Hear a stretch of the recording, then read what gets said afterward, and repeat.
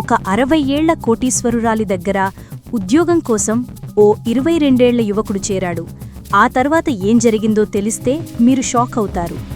అతను ఉద్యోగంలో చేరిన మొదటి రాత్రే ఆమె గదిలోకి వెళ్లి చెయ్యకూడని పని ఒకటి చేశాడు. ఆ పని ఏమిటో తెలిస్తే మీకు ఆశ్చర్యంగా అనిపిస్తుంది. ఈ కథ ఊహించని మలుపులతో సాగుతుంది. ఈ కథ చివరికి ఎవరు మంచివారో ఎవరు చెడ్డవారో తేల్చి చెబుతుంది. ఈ కథ విన్న తర్వాత ఇలాంటివారు కూడా ఉంటారా అని మీకనిపిస్తుంది. ఇంతకీ ఆ అబ్బాయి ఎవరు? అతనిని ఆ 60 ఏళ్ల కోటీశ్వరురాలు ఎలా లోపలికి రానిచ్చింది? అసలు ఆమె ఆ అబ్బాయికి ఇచ్చిన ఉద్యోగం ఏమిటి? ఈ ప్రశ్నలన్నిటికీ ఈ కథ సమాధానం చెబుతుంది. ఈ కథను ఎక్కడా స్కిప్ చేయకుండా చూడండి. అలాగే మా వీడియో నచ్చితే లైక్ చేసి షేర్ చేయండి. అలాగే మా ఛానల్ని సబ్స్క్రైబ్ చేసుకోండి. ఇక కథలోకి వెళ్ళిపోదాము. మణిపూర్ నగరంలో నివసించే 60 ఏళ్ల పద్మావతి అనే మహిళ ఎంవి గ్రూప్ ఆఫ్ కంపెనీస్ అధినేత్రి. రియల్ ఎస్టేట్, ఐటీ కంపెనీలతో ఆమె పేరు ఒక బ్రాండ్ లాంటిది. పద్మావతి తన శ్రమతో వేలాది మందికి ఉపాధి కల్పించి తన వ్యాపార సామ్రాజ్యాన్ని నిర్మించుకుంది. ఆమె జీవితం చాలా క్రమశిక్షణతో కూడి ఉంటుంది. ఉదయం యోగా, పేపర్ చదవడం, ఆ తర్వాత కంపెనీ పనులు చూసుకునేది. మధ్యాహ్నం మీటింగ్లు, సాయంత్రం ఇంటికి వచ్చి పుస్తకాలు చదువుకోవడం లేదా సాంస్కృతిక కార్యక్రమాల్లో పాల్గొనడం ఆమెకు ఇష్టం. ఒకరోజు పద్మావతి షాపింగ్ కోసం నగరంలోని ఓ పెద్ద మాల్కి వెళ్ళింది. అక్కడ ప్రపంచ ప్రసిద్ధి చెందిన బ్రాండ్స్ మాత్రమే ఉంటాయి. పద్మావతి ప్రతి నెలా ఇక్కడ షాపింగ్ చేసేది. ఆమెకు కావాల్సిన వస్తువులను కొనుగోలు చేస్తుండగా మాల్ సిబ్బంది ఆమెను చూసి చాలా గౌరవంగా నమస్కరించేవారు. షాపింగ్ అయిపోయాక బిల్లు చెల్లించడానికి క్యాషియర్ దగ్గరకు వచ్చింది. అక్కడ 22 ఏళ్ల విక్రమ్ అనే యువకుడు క్యాషియర్తో ఉద్యోగం కోసం అడుగుతున్నాడు. అతని ముఖంలో భయం, నిస్సహాయత స్పష్టంగా కనిపిస్తున్నాయి. అతను పదే పదే ఉద్యోగం ఇవ్వమని ప్రాధేయపడుతున్నాడు. పద్మావతి దృష్టి విక్రమ్పై పడింది. అతని పరిస్థితి ఆమె మనసును కలచివేసింది. నీ పేరేంటి అని అడిగింది. విక్రమ్ ఆశ్చర్యంతో నా పేరు విక్రమ్ మేడం అన్నాడు. నీవు ఎవరు, ఏ ఊరు, ఇక్కడ ఏం చేస్తున్నావు అని పద్మావతి అడిగింది. విక్రమ్ కళ్లల్లో నీళ్లు తిరిగాయి. మేడం, నేను ఉద్యోగం కోసం వచ్చాను. నేను అనాథను. చిన్నప్పుడే నాన్న చనిపోయారు. ఈ మధ్యకాలంలోనే అమ్మ కూడా చనిపోయింది. ఈ లోకంలో నాకు ఎవ్వరూ లేరు అని ఏడుస్తూ చెప్పాడు. అతని కన్నీళ్లు చూసి పద్మావతి హృదయం కరిగిపోయింది. విక్రమ్, నా ఇంట్లో ఉద్యోగం చేస్తావా? నీకు ఉద్యోగం ఇస్తాను అని అడిగింది. తన చెవులను తనే నమ్మలేకపోయాడు విక్రమ్. ఖచ్చితంగా చేస్తాను మేడం, నాకు 3 పూటలా తిండి ఉంటే చాలు అని సంతోషంగా చెప్పాడు. నీకు 3 పూటలా తిండి, ఇల్లు, బట్టలు ఇస్తాను. నెలకు 15,000 జీతం కూడా ఇస్తాను అని చెప్పింది పద్మావతి. ఈ మాటలు విని విక్రమ్ ఆనందంలో మునిగిపోయాడు. ఆమెకు కృతజ్ఞతలు చెప్పి తన బ్యాగ్ భుజానికే వేసుకొని ఆమెతో బయలుదేరాడు. పద్మావతి విక్రమ్ని కారులో తన ఇంటికి తీసుకువెళ్ళింది. ఆమె ఇంటిని చూసి విక్రమ్ ఒక క్షణం షాక్ అయ్యాడు. అది ఒక రాజభవనంలాంటి బంగ్లా. పెద్ద పెద్ద గేట్లు, విశాలమైన తోట, గ్రాండ్ ఎంట్రన్స్ అతన్ని ఆశ్చర్యపరిచాయి. ఆ బంగ్లాలో 10ల సంఖ్యలో సిబ్బంది పద్మావతి సేవలో ఉన్నారు. పద్మావతి విక్రమ్కి ఒక లగ్జరీ గదిని చూపించి, ఇది నీ గది, ఇప్పటినుంచి నీ పని మొదలుపెట్టవచ్చు అని చెప్పింది. విక్రమ్ తల ఊపి కృతజ్ఞతలు చెప్పి తన బ్యాగ్ని గదిలో పెట్టి పనికి సిద్ధనయ్యాడు. అతను ముందుగా పద్మావతి గదిని, ఇంటిలోని మిగతా భాగాలను శుభ్రం చేశాడు. ఆ తర్వాత వరండాలోని మొక్కలకు నీళ్లు పోసి ఆమె పెంచే కుక్కకు స్నానం చేయించాడు. విక్రమ్ ప్రతిపనిని చాలా శ్రద్ధగా, జాగ్రత్తగా చేశాడు. రాత్రి అవ్వగానే వంటమనిషి భోజనం రెడీ చేసి పద్మావతి గది దగ్గరకు వచ్చి, అమ్మగారు, భోజనం సిద్ధం అని చెప్పాడు. పద్మావతి డైనింగ్ టేబుల్ దగ్గర కూర్చొని విక్రమ్ని పిలిచి, నీవు కూడా నాతో కూర్చుని తిను అని చెప్పింది. విక్రమ్, అయ్యో మేడం, మీతో సమానంగా కూర్చుని తినడమా అని సంకోచించాడు. కాని ఆమె పట్టుదలగా చెప్పటంతో కూర్చుని తినటం మొదలుపెట్టాడు. తింటున్నప్పుడు పద్మావతి విక్రమ్తో, విక్రమ్, నీ నేపథ్యం ఏమిటి, ఏ ఊరు, నీకింతగా ఉద్యోగం అవసరం ఎందుకు వచ్చింది అని అడిగింది. విక్రమ్ గుండెలోంచి నిట్టూర్పు విడిచాడు. మేడం, నేను ముంబై దాదర్ కాలనీ నుంచి వచ్చాను. నాన్న ఒక కంపెనీలో ఉద్యోగం చేసేవారు. కంపెనీలో షార్ట్ సర్క్యూట్ వల్ల ఆయన చనిపోయారు. అమ్మ నన్ను కష్టపడి పెంచింది, డిగ్రీ వరకు చదివించింది. కాని గత నెలలో ఆమె కూడా నన్ను ఒంటరిగా వదిలి వెళ్ళిపోయింది అని బాధగా చెప్పాడు. పద్మావతి అతన్ని ఓదారుస్తూ, విక్రమ్, బాధపడకు. ఇక నువ్వు నా కొడుకులాంటివాడివి. నీకు అనాథ అనే భావన రాకుండా చూసుకుంటాను. ధైర్యంగా ఉండు. నీకు అన్ని సౌకర్యాలు ఇస్తాను. కష్టపడి పనిచేసి మంచి భవిష్యత్తును నిర్మించుకో అని చెప్పింది. ఆమె మాటలు విక్రమ్కి ధైర్యాన్నిచ్చాయి. అతని కృతజ్ఞతగా ఆమెను చూశాడు. భోజనమయ్యాక ఎవరి గదిలోకి వారు వెళ్లి నిద్రపోయారు. పద్మావతికి నిద్రలో ఎవరో తన నడుంపై చెయ్యివేసి తడుముతున్నట్లు అనిపించింది. ఆమె భయంతో కళ్ళు తెరిచి చూస్తే విక్రమ్ ఆమె నడుంపై చెయ్యివేసి పడుకుని ఉన్నాడు. పద్మావతి గట్టిగా అరిచి అతన్ని తోసేసింది. విక్రమ్ నిద్రలోంచి లేచి, ఏమైంది మేడం అని అడిగాడు. పద్మావతి కోపంతో, నువ్వు నా పక్కనెందుకు పడుకున్నావు? నా దగ్గరికి ఎందుకు వచ్చావు? నీ ఉద్దేశం ఏమిటి అని అరుస్తూ బయటకు వచ్చింది. ఆ అరుపులు విని ఇంటి సిబ్బంది ఆమె గది దగ్గరకు వచ్చారు. విక్రమ్ భయంతో, మేడం, దయచేసి నన్ను క్షమించండి. నాకు నిద్రలో నడిచే జబ్బుంది. నా వల్ల మీకు ఇబ్బంది కలిగితే క్షమించండి అన్నాడు. అతను నిద్రలో నడిచే జబ్బు గురించి చెప్పగానే పద్మావతి కొంచెం శాంతించింది. సరే, నువ్వు నీ గదికి వెళ్ళి పడుకో అని చెప్పింది. విక్రమ్ ఆమె మాట ప్రకారం తన గదికి వెళ్ళి పడుకున్నాడు. కాని మొదటి రోజే పద్మావతి దగ్గర బయటపడ్డానని భయంతో అతనికి నిద్ర పట్టలేదు. మరుసటి రోజు ఉదయం విక్రమ్ పద్మావతికి స్నానానికి వేడినీళ్లు సిద్ధం చేసి కాఫీ తీసుకొచ్చి ఇచ్చాడు. పద్మావతి అతని ముఖం చూడలేక సిగ్గుతో కాఫీ తాగి స్నానానికి వెళ్ళింది. ఆ రోజునుంచి విక్రమ్ ఆమె టిఫిన్, లంచ్, డిన్నర్, ఇతర అవసరాలను చాలా జాగ్రత్తగా చూసుకున్నాడు. అతని నిజాయితీ, శ్రద్ధను గమనించిన పద్మావతి, నీ నిద్రలో నడిచే జబ్బును తగ్గించడానికి వచ్చే వారం ఒక ప్రముఖ డాక్టర్ని కలుద్దాం అని చెప్పింది.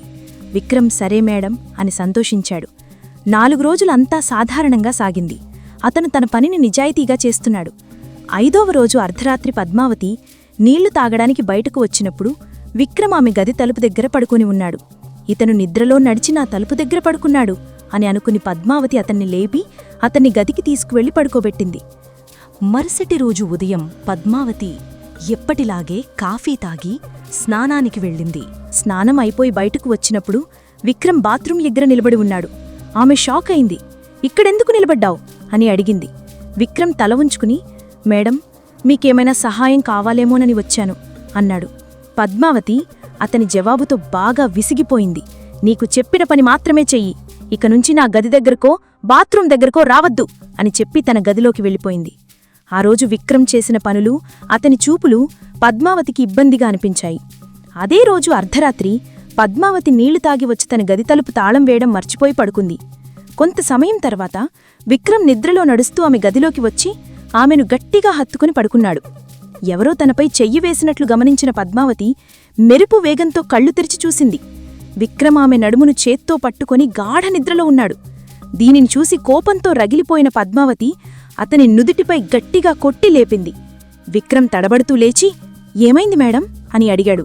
పద్మావతి కోపంతో, నువ్విక్కడేం చేస్తున్నావు? ఎన్నిసార్లు చెప్పాలి నా గదికి రావద్దని? నువ్వు ఉద్దేశపూర్వకంగానే నా దగ్గరికి వస్తున్నావా? నాకు చాలా ఇబ్బంది కలుగుతోంది. ఇప్పుడే ఇక్కడించి వెళ్ళు అని అరిచింది. విక్రమ్ తన జబ్బు వల్ల ఇలా చేసినా ఇది పద్మావతి మనసును బాగా గాయపరిచింది. ఇంత చిన్నబ్బాయి నా మీద ఎందుకిలా మోజబడుతున్నాడు? ఇలాగే కొనసాగితే నా గౌరవానికి భంగం వస్తుంది అని ఆలోచించి ఇన్నాళ్లు విక్రమ్పై చూపిన సానుభూతి మాయమయ్యి ఆమె ఒక నిర్ణయానికొచ్చింది. మరుసటి రోజు ఉదయం విక్రమ్ కాఫీ ఇవ్వడానికి వచ్చినప్పుడు పద్మావతి అతని కళ్లలోకి చూస్తూ, విక్రమ్, ఇక నువ్విక్కడ ఉద్యోగం చెయ్యనవసరం లేదు. నువ్వు రాత్రిపూట నా గదికి వస్తే జనం నా గురించి చెడుగా మాట్లాడతారు. పద్మావతి అనే పేరు వినగానే జనం గౌరవిస్తారు. ఆ గౌరవాన్ని నీవల్ల కోల్పోలేను అని చెప్పి అతన్ని ఉద్యోగం నుంచి తీసేసింది. ఉద్యోగం కోల్పోయిన బాధలో విక్రమ్ కళ్లల్లో నీళ్లు తిరిగాయి. తన బ్యాగు కూడా తీసుకోకుండా పద్మావతి ఇంటినుంచి వెళ్ళిపోయాడు. ఆ తర్వాత పద్మావతి ఎప్పటిలాగే కాఫీ తాగి స్నానం చేసి తన గదిలోని పెద్ద లాకర్ని చూసింది. ఆ లాకర్ తలుపు కొంచెం తెరిచి ఉంది. ఆమె నడుముకు కట్టుకునే తాళాలక్కడ వేలాడుతున్నాయి. ఆమె భయంతో డబ్బు దొంగతనం చేయబడిందేమోనని వెతికింది. డబ్బు, బంగారం ఏమీ పోలేదు. కాని కొన్ని సంవత్సరాల రహస్య ఫైళ్లు, కొన్ని ఫోటోలు దొంగతనం చేయబడ్డాయి. దీన్ని చూసి పద్మావతి షాక్లో కూర్చుండిపోయింది. అంటే విక్రమ్ నిద్రలో నడిచే జబ్బు అని చెప్పి నా దగ్గరకు వచ్చి నా నడుము నుంచి తాళాలు దొంగిలించడానికా అని అర్థం చేసుకుంది. విక్రమ్ తనను మోసం చేశాడు అని ఆమెకు తెలిసింది. ఆమె మనసులో ఎన్నో ప్రశ్నలు. విక్రమ్ ఎవరు? అతని ఉద్దేశం ఏమిటి? ఆ ఫైల్స్తో ఏం చెయ్యబోతున్నాడు అని ఆందోళన పడింది. ఏం చెయ్యాలో ఆలోచించి వెంటనే విక్రమ్ చెప్పిన ముంబై దాదర్ కాలనీకి వెళ్ళింది. అక్కడి జనంతో విక్రమ్ గురించి అడిగితే, ఇక్కడ విక్రమ్ అనేవాడెవ్వడూ లేడు అని చెప్పారు. ఆమె ఇంటికి వచ్చి లోతుగా ఆలోచించింది. అప్పుడు అతని గదిలో ఏదైనా సూచన దొరుకుతుంది అని అనుకుని విక్రమ్ గదికి వెళ్ళింది. అక్కడ అతని బ్యాగ్ దొరికింది. జిప్పు ఓపెన్ చేసి చూస్తే కొన్ని బట్టలున్నాయి. బట్టలన్నీ బయటకు తీస్తే అతని పర్సు దొరికింది. దాన్ని తెరిచి చూస్తే పద్మావతికి మైండ్ బ్లాక్ అయింది. ఎందుకంటే ఆ పర్సులో విక్రమ్ తల్లిదండ్రుల ఫోటో ఉంది. ఆ ఫోటో చూడగానే పద్మావతి చేతులు వణికాయి, ఒళ్ళు చెమటలు పట్టాయి. గత సంఘటనలో ఆమె కళ్ల ముందు కదలాడాయి. పద్మావతికి విక్రమ్ తండ్రి ఒక గొప్ప వ్యాపారవేత్త. ఆమె ఆ కంపెనీలో సెక్రటరీగా పనిచేసేది. తన అందం, తెలివితో విక్రమ్ తండ్రిని తన వశం చేసుకుంది. వారంలో 4 రోజులు అతన్ని తన ఇంటికి రప్పించేది. విక్రమ్ తండ్రి ఆమె మాటలకు లొంగిపోయేవాడు. పద్మావతికి అతనిమీద ప్రేమ లేకపోయినా అతని ఆస్తిపై కన్నేసింది. ఆస్తి కోసం అతనితో సంబంధం పెట్టుకుంది. అతని బలహీనతను ఉపయోగించుకుని కంపెనీ డాక్యుమెంట్లను కాపీ చేసింది. నెమ్మదిగా కంపెనీ షేర్లను తన పేరు మీదకు మార్చుకుంది. ఆస్తిని లాక్కున్న వెంటనే విక్రమ్ తండ్రిని దారుణంగా చంపేసి ఆ నేరాన్ని విక్రమ్ తల్లి మీదకు నెట్టేసింది. కోర్టు విక్రమ్ తల్లికి 30 ఏళ్ల జైలు శిక్ష విధించింది. చిన్న వయసులోనే అనాథ అయిన విక్రమ్ కోర్టు ఆదేశాలతో అనాథాశ్రమంలో పెరిగాడు. పెద్దయ్యాక తన తల్లిని చూడ్డానికి జైలుకు వెళ్లేవాడు. తనపై జరిగిన అన్యాయం గురించి తల్లి అతనికి చెప్పింది. తన తల్లికి న్యాయం చేయడానికి, తండ్రి ఆస్తిని తిరిగి పొందడానికి విక్రమ్ కార్మికుడిగా పద్మావతి ఇంట్లో చేరి ఆమె లాకర్ నుంచి తండ్రి హత్యకు, ఆస్తికి సంబంధించిన ఫైళ్లు, ఫోటోలను దొంగిలించాడు. పద్మావతి గత సంఘటనలను గుర్తు చేసుకుంటూ కూర్చున్నప్పుడు పోలీసులు ఆమెను అరెస్టు చేయడానికి వచ్చారు. పోలీసులను చూసిన పద్మావతికి భవిష్యత్తు దృశ్యాలు కళ్ల ముందు కనిపించాయి. ఆమె భారమైన అడుగులతో పోలీస్ స్టేషన్కు వెళ్ళింది. పోలీసులు విచారణ చేసి ఆమెను కోర్టుకు తీసుకెళ్లారు. కోర్టు ఆవరణంలో విక్రమ్ని ముఖాముఖి చూసిన పద్మావతి తల వంచుకొని లోపలికి వెళ్ళింది. కోర్టులో విక్రమ్ తాను సేకరించిన సాక్ష్యాలను ఒక్కొక్కటిగా సమర్పించాడు. తండ్రి కంపెనీ ఫైనాన్షియల్ డాక్యుమెంట్లు, పద్మావతి చేసిన ఆస్తి బదిలీ రుజువులు, హత్య రోజున పద్మావతి ఫోన్ కాల్స్ రికార్డింగ్లు, ఇవన్నీ ఆమె కుట్రలను స్పష్టంగా బయటపెట్టాయి. విక్రమ్ తన తల్లి నిర్దోషి అని నిరూపించడానికి తాను చేసిన విచారణ వివరాలను చెప్పాడు. అతని తల్లి కూడా తనపై జరిగిన అన్యాయం గురించి కోర్టుకు వివరించింది. విక్రమ్ సాక్ష్యాలు పద్మావతిపై ఆరోపణలను బలపరిచాయి. చివరకు కోర్టు విక్రమ్ తల్లిని నిర్దోషిగా ప్రకటించి వెంటనే విడుదల చెయ్యమని ఆదేశించింది. పద్మావతి అక్రమంగా సంపాదించిన ఆస్తి విక్రమ్కి చెందుతుందని తీర్పు ఇచ్చింది. పద్మావతి చేసిన నేరాలకు 30 ఏళ్ల జైలు శిక్ష విధించింది. కోర్టు నుంచి బయటకు వచ్చిన విక్రమ్ తన తల్లి ముఖంలో నవ్వు చూసి నెమ్మదిగా నిట్టూర్పు విడిచాడు. అతని సుదీర్ఘ పోరాటం విజయవంతమైంది. అన్యాయం ఓడిపోయింది, న్యాయం గెలిచింది, తల్లి బిడ్డలను కలిపింది.